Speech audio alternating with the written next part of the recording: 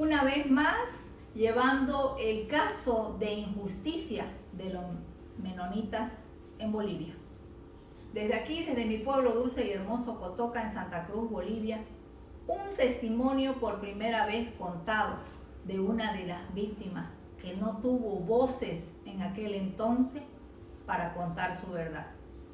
Dejo que él se presente, pero antes de eso quiero decirle que tomemos conciencia de lo que él va a hablar. ¿Cuál es su nombre? Sí, muy buenos días. Mi nombre es Pedro Wibe y estoy de acuerdo con dar mi testimonio. Dígame, ¿qué fue lo que pasó en ese momento? Yo estuve en Pailón para ir a atender un caso que era mi trabajo y lo vi por noticia de que salieron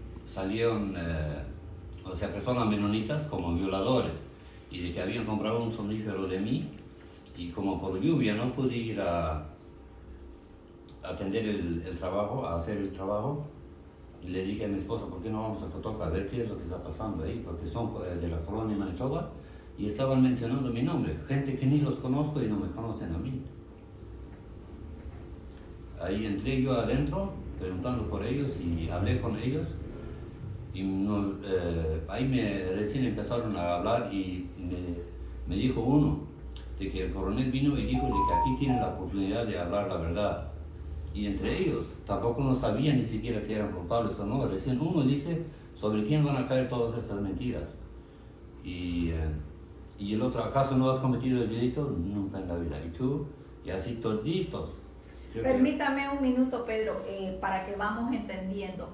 Pedro es de la colonia Manitoba, ¿no? ¿De dónde es usted? Yo era de la colonia Suicoren y yo trabajo de veterinario. Usted trabajaba como veterinario y en ese momento usted mira el contexto en la noticia y dice y ve su nombre sin enterarse de que usted era el fabricante supuesto del producto para haber hecho el famoso spray, ¿no? Exactamente, el somnífero lo que hoy en día lo llevan es como un arma que ellos manejan como para defenderse, para que no se descubran sus propios delitos. Es así, pero no existe, no lo han mostrado hasta la fecha y jamás no lo van a mostrar porque no existe. ¿Y usted por ese delito fue condenado y estuvo en la cárcel? Me condenaron 12 años y medio. 12 años y medio el señor estuvo simplemente por ser el veterinario de la colonia donde los menonitas iban a comprar sus productos para sus ganados, para sus animalitos que ellos tienen en cada colonia. Entonces, imagínense él cómo va a ser un fabricante de ese tipo que nunca fue demostrado y hasta hoy.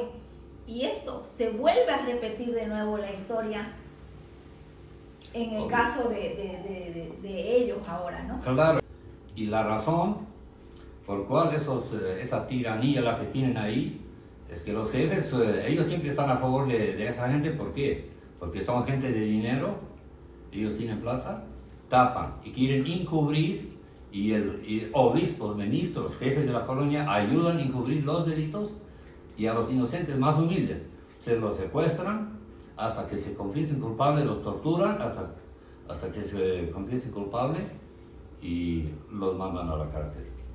Usted en estos años, ¿cuántos años ha estado usted ahí ahorita? En la cárcel estuve 8 años, 7 meses y 14 días. Años ahí en la cárcel conviviendo y pagando un delito que usted nunca se imaginó. Impresionante. Impresionante. Y efectivamente, ¿quiénes son los culpables?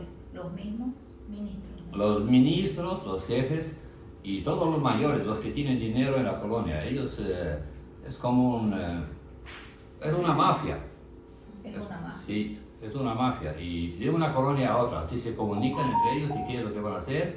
Y si hay en un lado, si no hay plata, otro va con plata y ofrece plata al fiscal, al juez, a la policía, y así van moviendo esos delitos. Es una vergüenza todavía, dejándose llamar cristianos. Por afuera son vestidos de oveja, pero por adentro son como lobos rapaces. Mire, Miren gente, como este testimonio es tan importante que sepamos, porque siempre desde que tengo conocimiento veo yo que siempre nos creemos de lo que vemos, ¿no? Y se enmarca, decimos, ay, menonitas violadores, y uno en su casita mirando la noticia dice, sí, sí, son violadores, pero vean el contexto de lo que hay atrás. Estamos hablando de una mafia grande dentro de las colonias, ¿no? Sí, y hay muchas cosas que hay que investigar. Y yo quisiera que se haga eso así como se lo están haciendo ahorita en México. Han entrado a las colonias y le han dicho ustedes, nos van a ayudar con esto, o si no, igual lo vamos a hacer.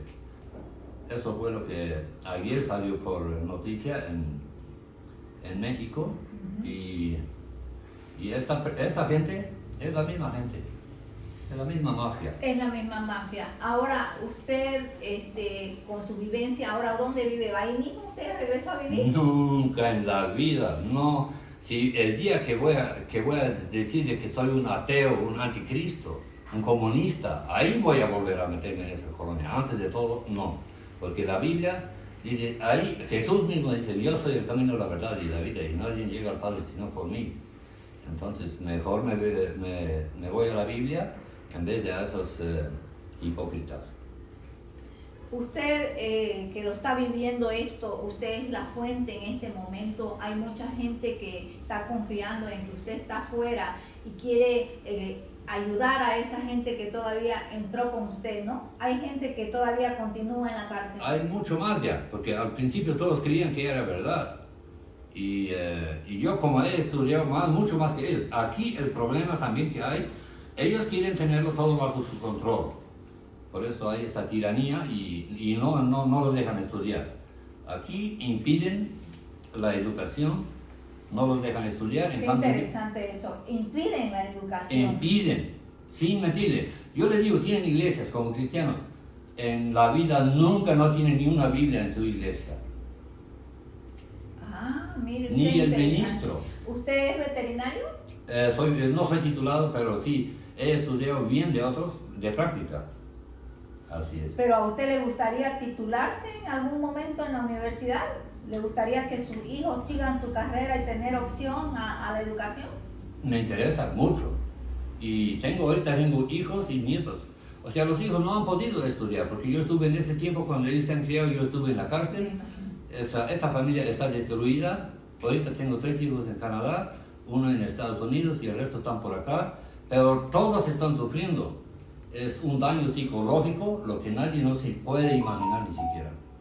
¿Y usted todos sus bienes allá se deshizo todo por lo A precio de gallina muerta lo tuve que regalar a esa gente y eso es su negocio de ellos también. En primer lugar, ellos cometen los delitos. Para deshacerse y encubrir sus delitos, los mandan a la cárcel a los más humildes, pero los bienes que tienen, ellos se apoderan de eso. Imagínese que es verdad, es así.